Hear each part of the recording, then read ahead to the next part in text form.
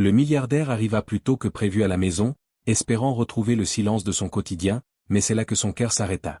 Ses 3 filles, qui étaient paralysées depuis des mois, jouaient de la musique au milieu de la cuisine, l'une au violon, l'autre à l'accordéon et la troisième au clavier. Elles riaient vraiment, l'employé de maison dansait et une pizza géante trônait sur la table. C'était impossible, cela ne pouvait pas être vrai. C'est alors qu'une série de révélations cruelles, qui se produisaient depuis longtemps, allait changer la vie de tous pour toujours. Mais avant de commencer l'histoire, abonnez-vous à notre chaîne. Nous donnons vie aux souvenirs et aux voix qui n'ont jamais eu d'espace, mais qui portent les secrets de toute une existence. Je vais vous raconter cette histoire depuis le début. Léonard Valdés était multimillionnaire, entrepreneur, propriétaire de la moitié du centre financier de Madrid. Le type d'homme qui apparaît en couverture de magazine, costume impeccable, montre qui coûte plus qu'un appartement, voiture qui ressemble à un vaisseau spatial. Mais à l'intérieur de sa demeure gigantesque, il n'était qu'un homme brisé, car y vivaient 3 petites filles, Alice, Elna et Claire, des triplés de 5 ans, magnifiques, délicates. Mais après la mort de leur mère, quelque chose s'était éteint en elles. Et ce n'était pas une tristesse ordinaire, non. C'était un silence effrayant, un silence glacial. Les 3 fillettes avaient cessé de parler complètement.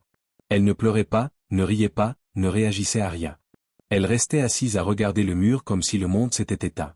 Et puis, leurs jambes ont cessé de fonctionner. C'est vrai. Du jour au lendemain, les 3 enfants ne pouvaient tout simplement plus marcher. Les médecins ont effectué tous les examens possibles, IRM, radiographie, scanner, tout. Et savez-vous ce qu'ils ont trouvé? Rien. Aucun problème physique, aucune lésion, aucune maladie. Mais les jambes ne bougeaient pas. Le traumatisme psychologique de la mort de leur mère avait été trop violent, trop profond, et leur corps s'était simplement éteint. Et Léonard, lui, ne savait pas comment gérer cela. Il ne savait pas s'ouvrir, il ne savait pas pleurer avec elle, il ne savait pas être leur père de cette manière. Alors il a fait ce qu'il savait faire, tenter de tout contrôler. Il engagea le meilleur médecin de Barcelone, remplit la maison d'infirmières, créa une routine militaire, médicaments à l'heure exacte, séances de thérapie, silence absolu pour ne pas aggraver l'état clinique. Le manoir se transforma en hôpital et les enfants en patientes. La maison, qui autrefois résonnait de rires et de chansons, ne laissait plus entendre que le tic-tac de l'horloge et quelques pas étouffés sur le tapis. Léonard s'enfermait dans son bureau, travaillait jusqu'à l'aube. Il évitait de regarder ses filles, parce que chaque fois qu'il les voyait, il revoyait sa femme défunte reflétée dans leurs yeux, et il ne le supportait pas. Alors il travaillait, contrôlait, s'accrochait à l'illusion que si tout suivait les règles à la lettre, tout s'arrangerait. Jusqu'au jour où une femme entra dans le manoir. Elle n'était ni médecin, ni thérapeute, ni infirmière, ni femme de ménage. Elle s'appelait Lucie Torres. Voisine de Valca, un quartier populaire de Madrid, macaleuse, sourire fatigué, yeux qui avaient déjà trop vu. Lucie avait été engagée pour nettoyer la maison. Seulement ça. Personne ne lui demandait son avis sur les enfants. Personne n'attendait d'elle qu'elle fasse autre chose que passer la serpillière. Mais Lucie n'était pas le genre de personne à se taire face à une injustice. Le premier jour, elle vit les 3 fillettes assises sur des chaises roulantes au milieu de l'immense salon, regardant le vide, et quelque chose en elle se brisa, parce qu'elle se reconnut. Elle avait déjà vu ce regard auparavant, chez son frère. Lucie avait eu un petit frère. Lui aussi avait été paralysé. Lui aussi avait été traité par des médecins spécialisés. Lui aussi avait pris des médicaments sur médicaments. Parce que les médecins ne le soignaient pas, il se faisait de l'argent sur son dos. Et Lucie s'était juré le jour de son enterrement que plus jamais elle ne laisserait cela arriver à quelqu'un. Alors elle regarda les 3 fillettes et pensa, non, pas encore une fois. Les premiers jours, Lucie nettoyait seulement, mais elle nettoyait près d'elle. Elle fredonnait doucement, laissait un parfum de cannelle dans l'air, tapotait les coussins avec tendresse et observait. Elle remarqua que chaque fois que l'infirmière arrivait avec le plateau de médicaments, Claire, la plus petite des 3, fermait les yeux très fort, comme si elle avait peur. Lucie nota que les jours où le médecin ne venait pas, les enfants clignaient davantage des yeux, respiraient différemment. Et elle nota que Léonard ne restait jamais dans la même pièce que ses filles plus de 2 minutes. Alors Lucie décida d'agir, mais pas de la manière qu'on aurait pu imaginer. Elle ne cria pas, n'affronta pas le médecin, ne fit pas de scandale. Elle se contenta d'être présente. Un jour, après avoir nettoyé le salon, Lucie s'assit sur une chaise à côté de Claire. Elle ne dit rien, ne la toucha pas, resta simplement là. Claire ne réagit pas, mais Lucie revint le lendemain, et le surlendemain, jusqu'à ce qu'un après-midi Claire bouge les yeux, juste un peu, mais c'était un mouvement. Lucie sourit, ne dit rien, sourit simplement. Et le lendemain, elle apporta quelque chose de différent. Ce n'était pas la nourriture hospitalière que les enfants recevaient tous les jours. C'étaient des croquettes faites par elle dans sa maison, à l'aube. Elle déposa le plat sur la table près de Claire et s'en alla. Quand elle revint, les croquettes avaient disparu. Lucie faillit pleurer, parce qu'elle savait que la glace commençait à se briser. 3 semaines passèrent. Lucie n'était plus seulement la femme de ménage, elle était la présence chaleureuse dans une maison froide. Alice se mit à la suivre du regard. Elna esquissait à peine un sourire, mais c'était quand Lucie passait. Et Claire attendait les croquettes. Mais Lucie savait qu'il fallait davantage. Il fallait un miracle, et elle eut une idée folle. Un vendredi, elle apporta 3 choses dans son sac à dos, un petit accordéon, un violon jouet et un clavier musical. Elle plaça les 3 instruments devant les enfants et dit, « Pas besoin de jouer, écoutez seulement. » Et elle se mit à jouer de l'accordéon. C'était une chanson très simple. De celle qu'on entend aux fêtes de quartier, vous savez? Simple, joyeuse. Et savez-vous ce qui se passa? Claire émit un son. Pas de paroles, pas de réponse, juste un son. Faible, tremblant, mais c'était de la vie. Alice ouvrit grand les yeux. Elna tourna la tête. Lucie continua à chanter, pour la première fois depuis des mois, la maison résonna de musique. Léonard rentra à la maison ce soir-là sans prévenir. D'habitude, il prévenait toujours, envoyait toujours un message au majordome, indiquait toujours l'heure exacte. D'habitude, il prévenait ce jour-là, il envoyait toujours un message au majordome, il était fatigué, voulait simplement se coucher. Mais ce jour-là, il avait quitté la porte du manoir et resta pétrifié. Il était fatigué, parce que ce qu'il voulait simplement se coucher. Alice jouait de l'accordéon du manoir et resta pétrifié du clavier, parce que ce qu'il vit fut ceci. Alice jouait de l'accordéon timide, Elna du violon, c'était des éclats de rire et toute une joie pure. Débridé, ce n'était pas un rire timide, non. Et au milieu d'elle, c'était des éclats de rire, dansant, une joie tournoyant, débridé, servant des parts de pizza comme si c'était une fête d'anniversaire dans son manoir, dansant, tournoyant, que des aliments biologiques de pizza comme si c'était une fête d'anniversaire dans son manoir. Léonard sentit le sol trembler, parce que pour la première fois depuis la mort de sa femme, il vit ses filles vivantes. Léonard sentit le sol trembler, parce que pour la première fois depuis la mort de sa femme, il vit ses filles vivantes. Voici la suite du texte corrigé et adapté en français. Immédiatement que Lucie les avait sauvées avec amour. Il resta figé sur le pas de la porte tandis que Claire le regardait et lui souriait. Il ne put bouger. Léonard s'effondra là, il resta figé sur le pas de la porte tandis que Claire le regardait et lui souriait. Il pleura tout ce qui n'avait pas pleuré depuis l'enterrement. Sur le seuil, et Lucie lui dit simplement, entre, il pleura tout ce qui n'avait pas pleuré depuis l'enterrement. Mais tout n'est pas un conte de fées, mes amis, car le lendemain, la pizza est encore chaude. Son apparition.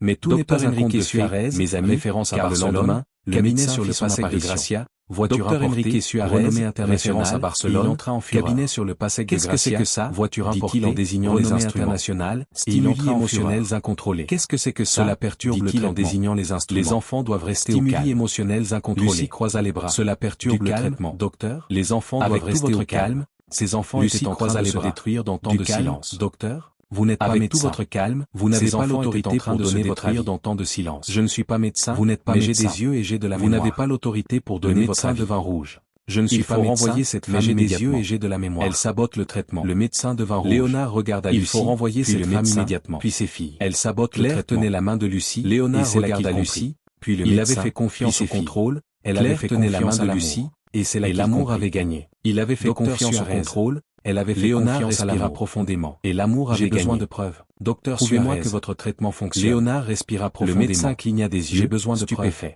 Prouvez-moi que votre traitement fonctionne.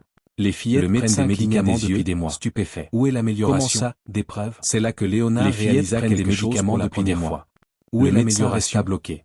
C'est là que Léonard réalisa quelque chose pour la première fois. Une coïncidence. Le médecin resta bloqué.